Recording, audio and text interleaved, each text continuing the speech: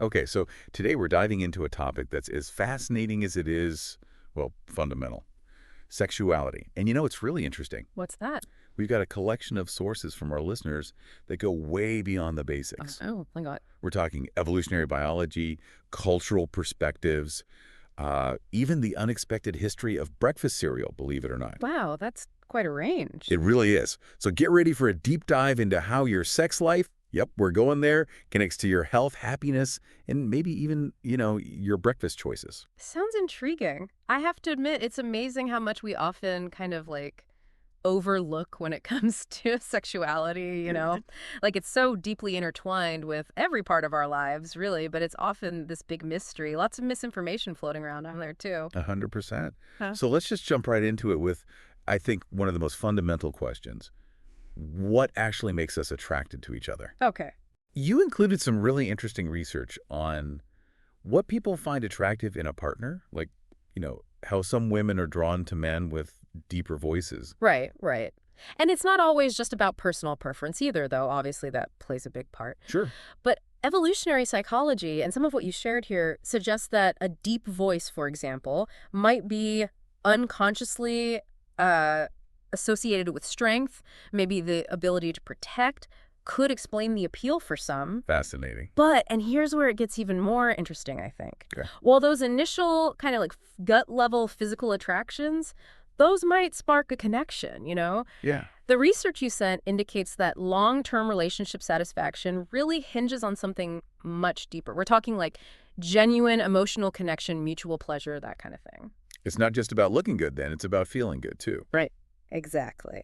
And speaking of feeling good, let's talk about female pleasure for a minute. Mm. One of the sources you send over mentioned that globally, get this, a staggering 97% of women agree that a partner's, how do they put it, performance in the bedroom is absolutely crucial for a lasting relationship. Wow. Clearly, there's a lot more to this than meets the eye, right? Sure, sure, for sure. And honestly, I think just understanding the anatomy involved is a great place to start for everyone, really. Yeah, big point. You actually included a fact about the clitoris that I found super interesting. Okay, what's that? It actually has twice the number of nerve endings as the penis. Really? Yeah, around 9,000 to be precise. Wow, 9,000. Okay, so it's no wonder then that clitoral stimulation is, well, so important for so many women's pleasure. Exactly. And honestly, I think that understanding the different ways women experience pleasure, including the different types of orgasms, it can be incredibly empowering, Totally. for both partners, really. And,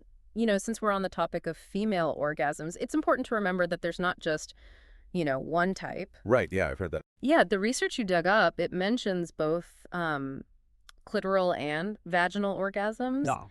and even like the possibility of these blended experiences, which is interesting. That is really interesting, yeah. I have to admit, I think there's still a lot of mystery, maybe even some misinformation around female pleasure in general. Yeah, for sure. Can you, break it down for us? Yeah. The different types of orgasms women can experience. Absolutely. So when we're talking like clitoral orgasms, Okay. these are generally speaking triggered by, a direct or indirect stimulation of the Mhm. clitoris, Makes sense, yeah. which as we've established, it's packed with nerve endings. 9,000. Right. So these orgasms, they're often described as, I guess, more localized Mhm. and intense in terms of the sensation. Okay, so that's like I guess, the classic clitoral orgasm. Yeah. What about vaginal orgasms then? What makes them unique? Yeah. Vaginal orgasms are often described as, well, deeper, I guess, and sometimes even more emotionally connected, maybe. They can be triggered by, say, stimulation of the G-spot, which, that's an area located on the front wall of the vagina, or even through, like, deep penetration that stimulates the cervix. It really varies. Some women find that vaginal orgasms kind of build more slowly and involve a wider area of sensation. Fascinating. See, and now you've got me thinking, because the research you sent, it also mentioned the possibility of, a woman experiencing both types of orgasm together, right? Exactly. Like a blended orgasm. Is that really a thing? Oh, yeah, it's definitely a thing. And honestly, I think it's a perfect example of how Like really understanding the nuances of female anatomy and, their sexual response, it can lead to, well, just more fulfilling experiences for everyone involved. Totally. I mean, for some women, a blended orgasm might feel like, a wave that starts with that clitoral intensity and then spreads to a deeper, more, I guess, encompassing sensation. Wow, that's amazing. It Yeah. just goes to show, I guess, how important it is to approach intimacy with, like, curiosity, Yeah. and an openness to just explore what works, what feels good for each person, for each couple. Absolutely. Now, switching gears a bit here, you included some, I thought, really, really interesting research about the potential health benefits of, well, basically a healthy sex life, particularly for women. And one study you sent, it even suggests there might be a link between, get this, regular sexual activity and a lower risk of type 2 diabetes. Interesting. That seems, I don't know, like a pretty surprising connection to me. It is surprising, yeah. I mean, more research is always being done, of course. Sure. But it seems like this connection, if it's real, it might have something to do with this kind of intricate dance between hormones and metabolic function. Okay, break that down for us. How exactly does sexual activity affect our hormones and, metabolic health? Sure.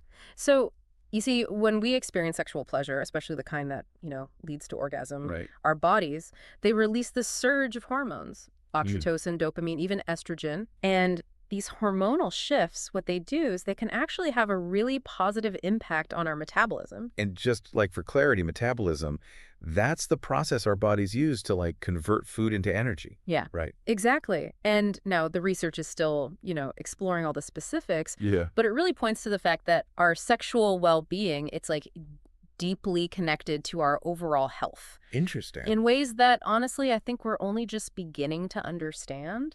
That's incredible. It's like our bodies are, I don't know, reminding us that pleasure isn't just this like luxury. It's an important part of, taking care of ourselves. Yeah. Yeah, I like that. And speaking of feeling good, we have to talk about endorphins. Of course. Those amazing endorphins, our body's natural mood boosters. Right. You included some studies about how, like, orgasms, they trigger a flood of endorphins, right? Yeah, absolutely. Which can have some pretty incredible effects on our well-being, wouldn't you say? Oh, for sure. Endorphins are fascinating. I mean, they're natural painkillers, stress relievers, mood elevators, all rolled into one. It's true. And that surge of endorphins we get during orgasm, it's like the ultimate feel-good cocktail, Yeah.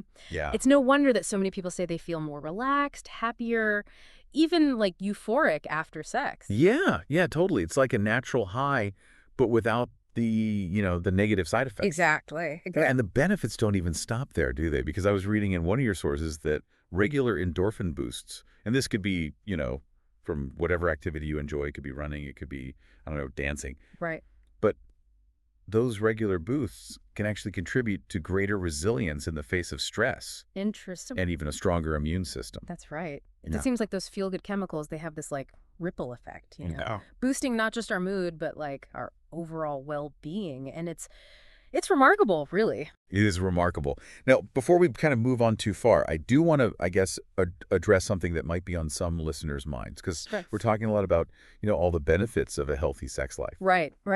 But what about those who are single or maybe going through a period of, I don't know, low libido? Should they be worried listening to this, like they're missing out? Yeah, that's a really important point to bring up, I think. And the truth is, there's no right answer. There's no magic formula when it comes to sexuality, So it's not like, because we're talking about, all these potential benefits of an active sex life, that means there's like a magic number for everybody, Okay. or that everyone even experiences those benefits in the same way. Right. Yeah. Yeah, exactly. It's really, I think it's all about, figuring out what feels right for you as an individual. Sure. And what works for you and your partner, if you have one.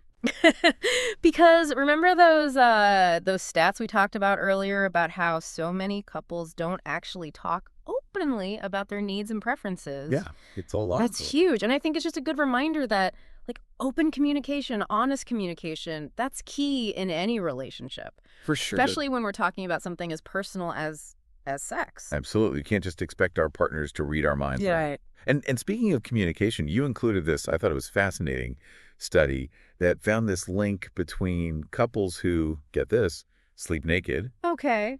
and report higher levels of relationship satisfaction. Interesting. Isn't that, yeah, it makes you wonder, right? It really does. If there's something to be said for that kind of vulnerability, I mean, literally stripping away those, those barriers, Hmm. maybe it translates to a deeper sense of intimacy, connection. Yeah, yeah. Or maybe it's just like more comfortable. I don't know. Right. Food for thought for our listeners, for Right. sure. But in all seriousness, I think what we're learning here is that sexuality, it really is about so much more than just the physical act itself. I agree. Yeah. It's so connected to our emotional well-being, our physical health, even, like you said, our relationships with others. Absolutely. Yeah. I think this is important. It's empowering to realize we actually have more agency than we think we do a lot of the time.